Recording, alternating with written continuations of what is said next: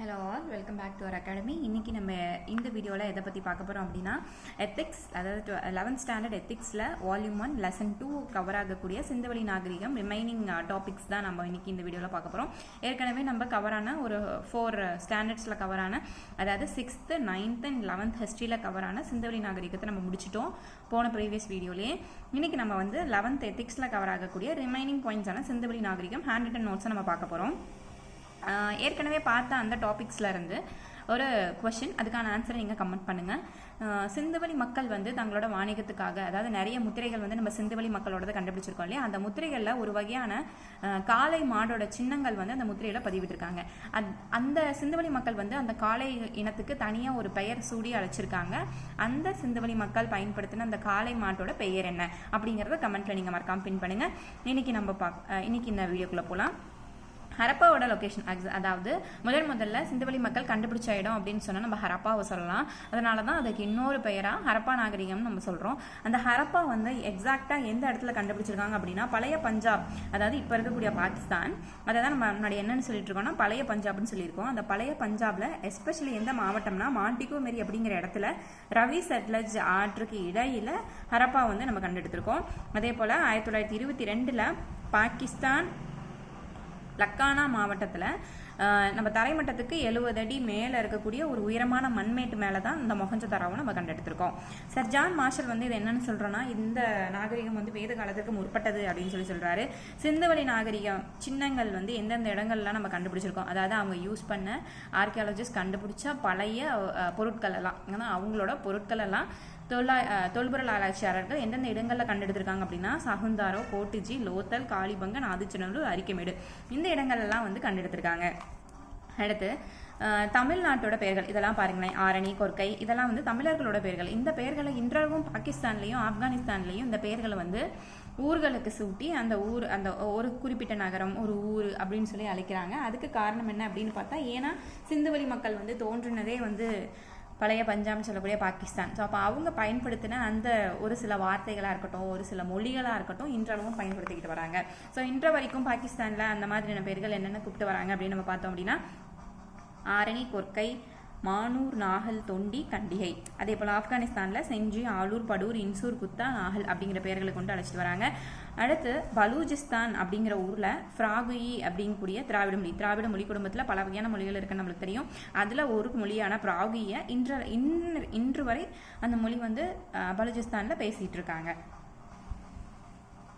அடுத்து அந்த சிந்துவெளி மக்களில் குடிமக்களுக்கு என்னென்ன பெயர்களை வந்து சூட்டியிருக்கோம் அப்படின்னு நம்ம பார்த்தோம்னா திராவிடர்கள், அதே போல் மத்திய தரைக்கடல் இனத்தினர், ஆஸ்ட்ரோலாய்ட்ஸ், ஆல்ஃபன்ஸ், மங்கோலியர்கள் இப்படின்னு சொல்லி நம்ம அவங்களுக்கு பலவிதமான பெயர்களையும் சூட்டியிருக்கோம். இந்த திராவிடர்கள்னு ஏன் சொல்கிறோம் அப்படின்னா, இந்த திராவிடர்கள் தான், அதாவது ஒரு சில வகையினர் வந்து ஒரு சில ஆராய்ச்சியாளர்களாக இருக்கட்டும், அறிஞர்களாக இருக்கட்டும், இந்த பாயிண்ட்டுக்கு வந்து அவங்க அப்ரூவ் பண்ணுறாங்க. என்ன அப்படின்னா, இந்த திராவிடர்கள் நம்ம சொல்கிறது சரிதான், ஏன்னா இவங்களால தான் வந்து தமிழ் மொழி வந்து ஆரம்பம் ஆச்சு.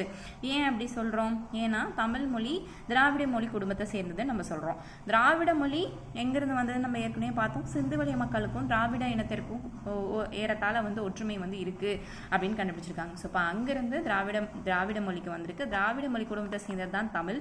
அதனால் திராவிடர்கள் தான் வந்து தமிழை உருவாக்கினாங்க அப்படிங்கிறதுக்கான அதிகப்படியான சான்றுகள் வந்து இருக்குது. இதெல்லாம் ஒத்துக்கிட்டவங்க அப்படின்னு பார்த்தா, இந்த கருத்தை வந்து ஆதரிக்கிறவங்க யாருன்னு பார்த்தா sir John Marshall, RD Banerji, Heras பாதிரியார், இவங்க எல்லாருமே வந்து இந்த கருத்தை ஆமோதிக்காமல் ஒத்துக்கிறாங்க. அங்கிருந்து தான்ப்பா வந்துச்சு தமிழை வந்து இந்த சிந்துவெளி மக்கள் தான்ப்பா ஆரம்பித்து தொடங்கி வச்சாங்க அப்படிங்கிற கருத்தை ஒத்துக்கிறாங்க. தமிழ்நாட்டுக்கு வந்த பயணிகளில் கிரேக்கர்கள் திரமிலியே என்று அழைத்தனர். அதாவது எஸ்பெஷலாக வந்த யவனர்களை வந்து நம்ம கிரேக்கர்கள்னு சொல்லுவோம் இல்லையா, அவங்கள என்ன பேரை சொல்லி அழைச்சிருக்கோம் அப்படின்னா திரிமிலியே அப்படிங்கிற அந்த பேரை கொண்டு தான் இந்த யவனர்களை நம்ம அழைச்சிருக்கோம். அடுத்து காஞ்சி ஆட்சி செய்த நந்திவர்ம பல்லவன் தமிழ் அரசர்களை திராவிட மன்னர்கள், இப்போ வந்து நம்ம தமிழ் மொழி திராவிடர்கள்னு வந்தனால இந்த திராவிடம் அப்படிங்கிற எழுத்து, திராவிட தேசம், இதெல்லாம் வந்து யார் வந்து எந்த ஒர்க்கில் சொல்லியிருக்காங்க, யார் இதை பயன்படுத்தியிருக்காங்க அப்படிங்கிறத பார்ப்போம். ஸோ அப்போது நந்திவர்ம பல்லவன் வந்து தமிழ் அரசர்களை என்ன ஒரு காமன் நேமில் வந்து சொல்லியிருக்காரு அப்படின்னா திராவிட மன்னர்கள் அப்படின்னு சொல்லியிருக்காங்க. அப்போ முதல்ல திராவிட தேசம்னு அழைச்சது வந்து யாரு அப்படின்னா தமிழ்நாட்டை திராவிட தேசம் அப்படின்னு கூறியிருக்காங்க. அதே போல தமிழ் மன்னர்களை திறமில ராஜாக்கள் அப்படின்னு சொல்லி எந்த நூல்ல சொல்லியிருக்காங்க அப்படின்னா கங்காதேவி எழுதிய மதுரா விஜயம் அப்படிங்கிற நூலில் திராவிட தேசம் திறமில ராஜாக்கள் அப்படின்னு சொல்லி சொன்னவங்க கங்காதேவி மதுரா விஜயம். அதே போல் திராவிட மன்னர்கள், இந்த திராவிடம் கூட சேர்ந்து வரனால அந்த வார்த்தைகளை முதல்ல பயன்படுத்தினது யாரு அப்படின்னு நம்ம பார்க்குறோம். ஸோ திராவிட மன்னர்கள்னு சொன்னவர் நந்திவர்மன். அதே போல் திராவிட தேசம் அப்படின்னு சொன்னவங்க கங்காதேவி. எந்த நூல் எழுதியிருக்காங்கன்னா மதுரா விஜயம். இதெல்லாம் முக்கியமான பாயிண்ட்ஸ், இதெல்லாம் மறக்காமல் பார்த்துக்கோங்க. அடுத்து சர் ஜான் மார்டிமர் வீலர் இவர் வந்து என்ன சொல்லியிருக்காருன்னா இது ஒரு நகர நாகரிகம் அப்படின்னு சொல்லியிருக்காரு. எதை? சிந்துவெளி நாகரிகத்தை ஒரு நகர நாகரிகம் அப்படின்னு சொல்லி மார்டிமர் வீலர் சொல்லியிருக்காரு. இந்த நாகரிகம் ஆரியர்கள் வருகைக்கு முன்பே, அதாவது அவங்களோட ஆரியர்களோட வருகைகளுக்கு முன்பே உச்சநிலையில இருந்ததாகவும், அதனால சிந்துவெளி நாகரிகம் தான் ரொம்ப தொன்மை வாய்ந்த நாகரிகம். எதோட கம்பேர் பண்ணும்போது ஆரிய நாகரிகத்தை கம்பேர் பண்ணும்போது அவங்களுக்குமே ஃபோர்ரன்னர்ஸா முன்னோடியா வந்து யார் இருந்திருக்காங்க அப்படின்னு நம்ம பார்த்தோம்னா சிந்துவெளி நாகரிக மக்கள் தான் இருந்திருக்காங்க அப்படிங்கிறதுக்கான எவிடன்ஸ் நம்மளுக்கு கிடைச்சிருக்கு. அதுக்கப்புறம் தமிழ்நாட்டில் எங்கெங்க பெரிய அகழாய்வு களங்கள் வந்து இருக்கு அப்படின்னு பார்த்தோம்னா 2 இடங்கள். ஒன்று ஆதிச்சநல்லூர், இன்னொன்று கீழடி. இந்த கீழடி தொல்லியல் களம் எங்கே இருக்குது அப்படின்னு நம்ம பார்த்தோம் அப்படின்னா மதுரைக்கு ஒரு 12 கிலோமீட்டர் தொலைவில் இருக்கக்கூடிய சிவகங்கை மாவட்டத்தில் கீழடி அப்படிங்கிற ஒரு ஊருக்கு பக்கத்தில் இந்த கீழடி தொல்லியல் மையம் வந்து அமைச்சிருக்காங்க. இந்த சிந்துவெளி மக்கள் வந்து 2 அரசுகளை ஃபாலோ பண்ணிருக்காங்க. அதாவது மைய அரசு இருந்திருக்கலாம் அப்படின்னு ஒரு கணிப்பு இருக்கு. அது மட்டும் இல்லாமல் நகராட்சி முறையும் அவங்க பயன்படுத்திட்டு இருக்காங்க. ஏன்னா நகரங்கள் அங்கே அதிகமாக இருந்திருக்கு. ஸோ ஒவ்வொன்றையுமே அவங்க பிளான் பண்ணி எக்ஸிக்யூட் பண்ணியிருக்காங்க. ஸோ அதனால் நகராட்சி முறை அங்கே இருந்திருக்க வாய்ப்பு இருக்கு அப்படின்னு சொல்லியிருக்காங்க. அடுத்து பெரிய தெருக்கள் வந்து எத்தனை அடி? குறுகிய தெருவும் இருக்கும், பெரிய தெருக்களும் இருக்கும். பெரிய தெருக்கள் வந்து 33 அடி அகலம் வந்து இருந்ததாகவும், சிறிய தெருக்கள் வந்து 9லிருந்து 12 அடி உயரம் கொண்டதாகவும் இருந்திருக்கு. அதுக்கப்புறம் அதோட அகலம் வந்து 3 வண்டிகள் வந்து ஒரே வரிசையில் போகிற மாதிரியான அகலம் வந்து இருந்திருக்கு. அதே போல் பாபிலோனிய நகரங்களை விட சிறந்த நகரமைப்பு இருக்கிறதுலே ஈஜிப்து பாபிலோனியன் தான் வந்து அந்த அமைப்பு முறைக்கு நம்ம எடுத்துக்காட்டாக சொல்லுவோம் எஜிப்தியர்களோடது. இது வந்து எஜிப்தியர்களான பாபிலோனியர்கள் நகரத்தை விட சிறப்பம்சங்கள் கொண்டது இந்த சிந்துவெளி நாகரிகம் அப்படின்னு சொல்கிறாங்க. அது மட்டும் இல்லாமல் சிந்துவெளி, ஹரப்பா, மொகஞ்சரோவில் ஊருக்கு வெளியே தான் வந்து கோட்டைகள் வந்து அமைக்கப்பட்டிருந்துச்சு அப்படிங்கிறதுக்கான ப்ரூஃப் நம்மளுக்கு கிடச்சிருக்கு. அது மட்டும் இல்லாமல் சுவர்கள் வந்து எந்த வடிவ கொண்ட செங்கற்கள்னா ஆப்ப வடிவ செங்கற்களை கொண்டு பயன்படுத்தி கட்டியிருக்காங்க. அதில் நம்ம கிரேட் பாத் பார்த்தோம் ஏற்கனவே. நீச்சல் குளம், இந்த நீச்சல் குளத்துக்கு அடியில் ஒரு பசை வந்து போட்டு அந்த கற்களை வந்து ஒட்டியிருக்காங்க, அதாவது பதிச்சிருக்காங்க. என்ன பசை அப்படின்னா நீலக்கீல், அதுக்கோட இங்கிலீஷ் நேம் வந்து பிட்டுமென். இந்த பசை வந்து எதற்காக அவங்க யூஸ் பண்ணியிருக்காங்க அப்படின்னா நீர் வந்து இந்த தரை, ஏன்னா அடியிலும் மண் தரை தானே, அந்த மண் வந்து உறிஞ்சாமல் அந்த நீரை வந்து அப்படியே தேக்கி வச்சிருக்கணும் அப்படிங்கிறதுக்காக இந்த பசையை வந்து அவங்க பூசப்பட்டிருக்கு. இதில் பெருங்குளத்தில்.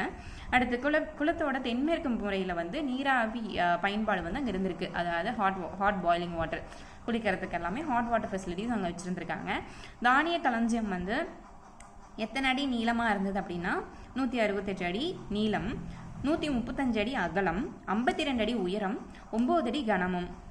இந்த ஃபேக்ட் எல்லாமே ரொம்ப முக்கியம். இதையும் தெளிவாக நீங்கள் பார்த்துக்கணும். தெளிவாக நீங்கள் அந்த ஹின்ஸில் நோட் பண்ணி வச்சுக்கோங்க. அடுத்து 2 வரிசையாக வந்து கட்டப்பட்டிருந்திருக்கு. அதோட உயரம், அந்த 2க்கும் உள்ள தூரம் வந்து 23 அடி. அதில் தானிய களஞ்சியம் அதில் நம்ம பார்த்துட்ருக்கோம். அந்த தானிய களஞ்சியம் 2 வரிசையாக கட்டப்பட்டிருக்காங்க. அது மட்டும் இல்லாமல் அதில் 6 மண்டபங்கள் இருந்திருக்கு. ஒவ்வொரு மண்டபத்துக்குமே 3 பெருஞ்சுவர் அப்படின்னு நம்ம பார்த்தா 6 மண்டபத்துக்கும் இன்ட்டு 3ன்னு போடும்போது 24 பெருஞ்சுவர்களை கொண்ட தானிய களஞ்சியமாக இருந்திருக்கு. அதில் 4 அறைகள் வந்து இருந்திருக்கு. அப்போது இருந்த பெண்களுக்குமே அழகு சாதன பொருட்களை வந்து எப்படி பயன்படுத்தணும் அப்படிங்கிறது தெரிஞ்சிருக்கு. அதுக்கான ப்ரூஃபாக வந்து அவங்க கண்ணாடி, சீப்பு இதெல்லாம் வந்து பயன்படுத்தியிருக்காங்க. இந்த கண்ணாடிகளை அவங்க வெண்கலத்தால் செஞ்சுருக்காங்க. சீப்புகளை வந்து யானையின் தந்தத்தால் செஞ்சுருக்காங்க. அடுத்து அவங்க பயன்படுத்திய உணவு அப்படின்னு பார்த்தோம்னா எல்லாமே பார்லி, பேரிச்சம்பழம், இறைச்சி, பட்டாணி, அதே போல் பொருட்கள் இந்த பொருட்களுக்கு வந்து அவங்க என்னென்ன பொருட்கள் வந்து பயன்படுத்திருக்கலாம். ஸோ அந்த காலத்து மக்களாச்சே இதெல்லாம் இருந்திருக்குமா அப்படின்னு நம்ம யோசிக்கிற அளவுக்கு இருக்குது. ஸோ மாவு அரைக்கிற இயந்திரமும் அந்த காலத்தில் சிந்துவெளி மக்கள்கிட்ட இருந்து தான் அப்போ நம்மக்கிட்ட இந்த காலம் வரைக்கும் வந்திருக்கு. அதோட மாடிஃபிகேஷன் ஆகி தான் வந்திருக்கே தவிர ஒரிஜினலாக அந்த கான்செப்ட் வந்து வந்தது அங்கிருந்து தான் வந்திருக்கு.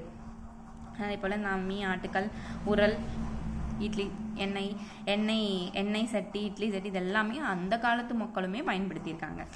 அடுத்து ஷில்டே என்ற அறிஞர் வந்து நகர வாழ்வின் கூறுகளாக வந்து நம்மளுக்கு ஒரு 8 படிநிலைகளை கொடுத்துருக்காரு. இந்த படிநிலைகள்லாம் இருந்துச்சுன்னா அந்த நாகரிகத்தை நம்ம வந்து ஒரு நகர வாழ் மக்கள் இவங்கெல்லாம் வந்து நகரத்தை சார்ந்தவங்க அப்படின்னு நம்ம சொல்லலாம் அப்படின்னு சொல்கிறாங்க.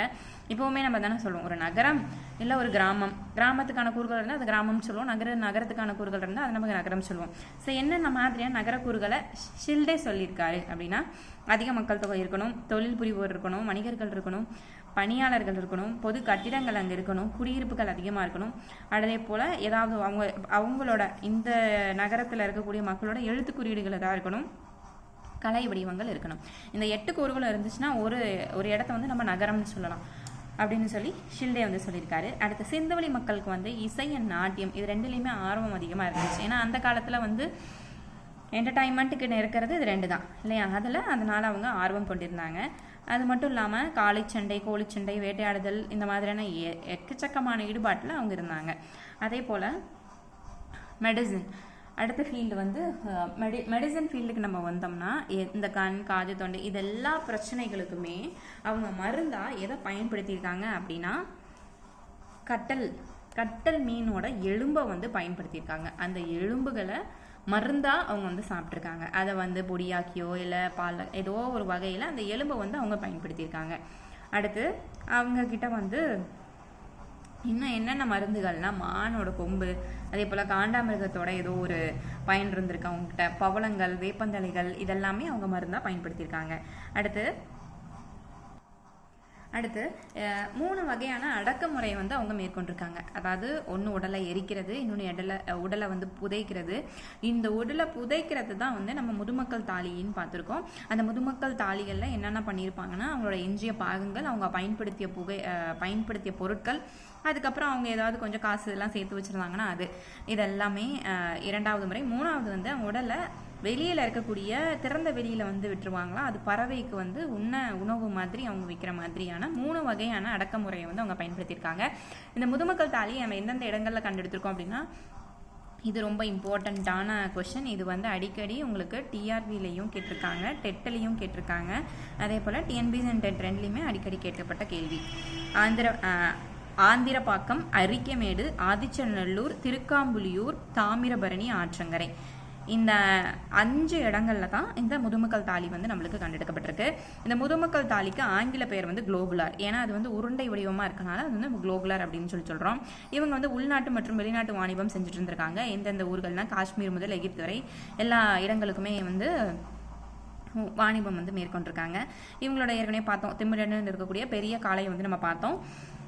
ப்ளஸ் அதோட ஒட்டகம், எருமை இதெல்லாம் அவங்களுக்கு பயன்படுத்தியிருக்காங்க, வேளாண்மைக்காக பயன்படுத்தியிருக்காங்க. அடுத்து நிலத்தை அளக்கிறதுக்கு வந்து அடிமுறையை பயன்படுத்தியிருக்காங்க. அதுதான் நம்ம 1 அடி 2 அடி சொல்கிறோம் இல்லையா, அந்த மாதிரி அடிமுறையை பயன்படுத்தி நிலத்தை வந்து அளந்திருக்காங்க.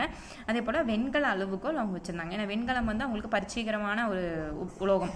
வெண்கலத்தால் நிறைய பொருட்கள் அவங்க செஞ்சுருக்காங்க. அதனால் அளவுகோல்களையுமே அவங்க வெண்கலத்தால் செஞ்சுருக்காங்க. அடுத்து 3 முகங்கள் கொண்ட பசுபதி வழிபாடு அங்கே இருந்திருக்கு. அதாவது அந்த பசுபதி வழிபாடு அப்படின்னாலே என்ன அப்படின்னா 3 முகம் கொண்டிருக்கும் அந்த கடவுள். அந்த பசுபதி வழிபாடை பற்றி நம்மளுக்கு எப்படி தெரிய வருதுன்னா, ஒரு மகா யோகியோட உருவம் வந்து கற்களில் வந்து பொறிக்கப்பட்டு அந்த உருவம் ஃபர்ஸ்ட் ஃபேஸ்ன்னு சொல்கிறோம், முதல் முகம். 2ஆம் முகம் வந்து அவங்களோட வலப்புறம் வந்து புலி, யானை கொண்டதாகவும், 3ஆம் முகம் வந்து இடது பக்கம் எருமை, காண்டாமிருகத்தை கொண்டதாகவும் இருக்குது. இது வந்து பார்க்கறச்சு எப்படி இருக்குது அப்படின்னா சிவனுக்குரிய 3 முகத்தை வந்து குறிக்கிறதா இருக்குது அப்படின்னு சொல்லி ஆராய்ச்சியாளர்கள் சொல்கிறாங்க. அது மட்டும் இல்லாமல் திருமுகம் இந்த வழிபாடு மட்டும் இல்லாமல் அவங்க வந்து நீர் வழிபாடு, மர வழிபாடு, அப்புறம் யோகேஸ்வரன் அப்படின்னா யோகிகளின் கடவுள், விலங்கு வழிபாடு, பாம்பு, லிங்கம் அப்படின்னு பல வகையான வழிபாடுகளையும் அவங்க மேற்கொண்டிருக்காங்க. அடுத்து வடபிராமிய தென்பிராமிய எழுத்துக்களோட டெவலப்மெண்ட், அதாவது அதோட வளர்ச்சிக்கு எது காரணமாக இருந்தது அப்படின்னா இந்த சிந்துவெளி எழுத்துக்கள் தான். அந்த சிந்துவெளி மக்கள் உருவாக்குன எழுத்து முறைகள் தான் வந்து இந்த வடபிராமிய தென்பிராமிய எழுத்தோட வளர்ச்சிக்கு காரணமாக இருந்திருக்கு அப்படின்னு சொல்கிறாங்க. அதுக்கான ப்ரூஃபாக நம்மளுக்கு எங்கெங்கே கிடச்சிருக்கு அப்படின்னா திருநெல்வேலியில் கிடைத்த மண்பாண்டங்களும் இருக்கட்டும், இல்லை நீலகிரியில் கிடைச்ச கல்வெட்டுகளும் இதை வந்து நம்மளுக்கு உறுதிப்படுத்துது. சிந்து முத்திரையில் காணப்பட்ட எழுத்துக்கள் என்னென்னா லா, நா, லா, ரா, நா. இந்த 5 எழுத்துக்களும் நம்மளுக்கு முத்திரையிலே தென்பட்டிருக்கு. இது எல்லாமே தமிழ் எழுத்துக்கள் இல்லையா. அடுத்து 2000க்கு மேற்பட்ட முத்திரைகள் வந்து நம்மளுக்கு கிடைச்சிருக்கு. வரலாற்று அறிஞர்கள், வரலாற்று ஆசிரியர்கள் வந்து என்னென்ன சொல்ல வராங்க அப்படிங்கிறத பார்ப்போம். இந்த வரலாற்று கோட்டை வந்து யார் சொல்லியிருக்காங்க அப்படின்னா, பொருளாதார தேக்க நிலை ஏற்பட்டு மக்கள் நகரத்தை விட்டு வெளியேறி இருக்கலாம். அப்போ அவங்களோட வீழ்ச்சி பார்த்தோம் இல்லையா. 1900 சிந்துவெளி மக்களோட வீழ்ச்சி ஆரம்பமாச்சு அப்படின்னு பார்த்தோம். இது எதனால் அந்த வீழ்ச்சினா பல காரணங்கள். அதில் ஒரு காரணங்களா பொருளாதார நெருக்கடி, பொருளாதார தேக்க நிலை ஏற்பட்டிருக்கும் அப்படின்னு சொன்னவர் யாருன்னா, பொருளாதாரத்தை பற்றி சொன்னவர் வந்து கிருஷ்ணா ரெட்டி. மீறி நம்ம என்னென்ன ஃபேக்டர்ஸ் வந்து காரணங்கள் இருக்கலாம் அப்படின்னு நம்ம ஏற்கனவே பார்த்ததுல வந்து இயற்கை சீற்றங்களாக இருக்கலாம், இல்லை வந்து வறட்சி காரணமாக இருக்கலாம், இல்லை வந்து வேளாண்மை அதுக்காக அவங்க இது பண்ணியிருந்திருக்கலாம் அப்படின்னு பார்த்தோம். பொருளாதார தேக்கடி வந்து சொன்னது வந்து கிருஷ்ணா ரெட்டி. இதுவுமே ஒரு முக்கியமான ஒரு குறிப்பு. அடுத்து சிந்துவெளி மக்கள் பயன்படுத்திய மொழி வந்து தென்னிந்தியா மொழிகளின் தாயாக விளங்குகிறது. இதோட நம்மளுக்கு இண்டஸ் வேலி சிவிலைசேஷன் டோட்டலாக உங்களுக்கு கவர் ஆகுது. ஃப்ரம் 6th to நம்மளுக்கு 12th வரைக்குமே எத்திக்ஸோட நம்ம கவர் பண்ணி முடிச்சிட்டோம். இதை தவிர வேறு சிந்துவெளி டாபிக்ஸ் வந்து எதுவுமே நம்மளுக்கு ஸ்கூல் டிஎன் புக்ஸில் வரல. ஸோ இதை நீங்கள் கிளியராக பார்த்து இதில் இருக்கக்கூடிய பாயிண்ட்ஸ் ஹிண்ட்ஸ் எல்லாத்தையுமே மறக்காமல் நீங்கள் ரெகுலராக நீங்கள் ரிவைஸ் பண்ணிகிட்டே இருங்க. அடுத்த வீடியோவில் நம்ம சிந்துவெளி முடிஞ்சிருச்சு. ஸோ அடுத்தது ஹிஸ்ட்ரி யூனிட் 4ல் இருக்கக்கூடிய குப்தர்களை நம்ம பார்ப்போம். ஸோ குப்தர்களோட உங்களுக்கு டிஎன் புக்ஸ் எக்ஸ்ப்ளனேஷன் உங்களுக்கு வரும், அதே போல் ஹேண்ட் ரிட்டன் நோட்ஸும் வரும். தொடர்ந்து நம்ம வீடியோவை ரெகுலராக பாருங்கள். மறக்காமல் டவுட்ஸ் இருந்தால் கமெண்ட் பண்ணுங்கள். அண்ட் தேங்க்யூ ஃபார் வாட்சிங்.